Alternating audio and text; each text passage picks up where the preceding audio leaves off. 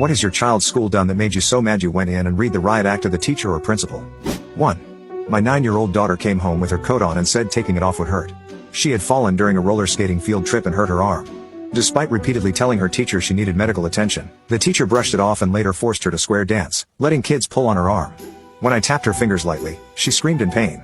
I took her to the doctor, who sent us to an orthopedic office for x-rays. She had a fractured radius. After setting the arm and getting a cast, we picked up pain meds late into the night. The next day, I called the school and asked the principal if he and the teacher were medical professionals. When they said no, I let them have it for ignoring my daughter's request to call me. I demanded an apology and wrote to the school board. Both the teacher and principal were reprimanded. 2. My stepdaughter's math worksheet came home with a 0, even though all her answers were correct. When I asked why, she said it was from her calculator math workbook, and the teacher gave her a 0 because she hadn't used a calculator. I met with the principal and teacher to understand, what is calculator math? Why was she penalized for getting the answers right? Turns out, the district implemented a program teaching kids how to use calculators, but I argued that one important skill is knowing when to use one. I said my stepdaughter would use a calculator when problems became difficult but should otherwise practice doing math in her head. Her paper was regraded as 100%, and she got an A in calculator math. 3. I foster 2 girls who came from a violent home. My eldest was bullied in kindergarten, tripped, slapped, and had her hair pulled. When I raised the issue, the teacher dismissed it, saying kids lack social skills because of COVID. I told the principal my child had endured years of violence and wouldn't experience more under my watch. I also mentioned involving a child advocate and lawyer if necessary. The principal observed the class, and during her second visit, the bully punched another child in the face.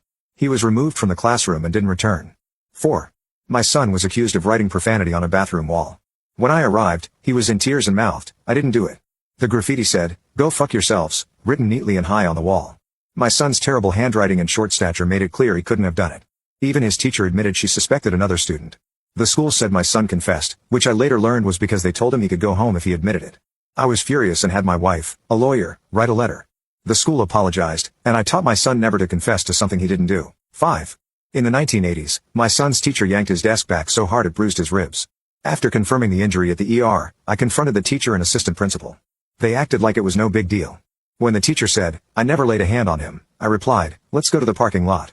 I'll get my baseball bat, I promise I won't lay a hand on you." The school called the police. The officers reviewed the medical report, and the teacher was arrested for assault.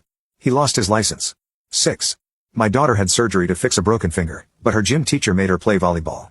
The ball hit her injured hand, causing her to call me in tears. I stormed into the school, yelling that what I and her doctor said took precedence over a gym teacher's instructions. The principal claimed the teacher told her not to use her injured hand. I retorted, "You try playing volleyball without using one hand, even if the ball is heading for your face." We received apologies, but her PT was delayed by 2 weeks. 7. My daughter fell at school and cut herself badly, leaving other kids traumatized by the blood. The school didn't call me or clean the wound properly. They just kept taping more bandages over the dirty cut. By the time she got to daycare, she had 5 layers of bandages taped on. The daycare called me, and I rushed her to the doctor. She needed stitches, antibiotics, and pain medication. I called the school and tore into the principal for neglecting basic first aid. Thankfully, the next principal recognized an allergic reaction to a bee sting and called us immediately, saving her life.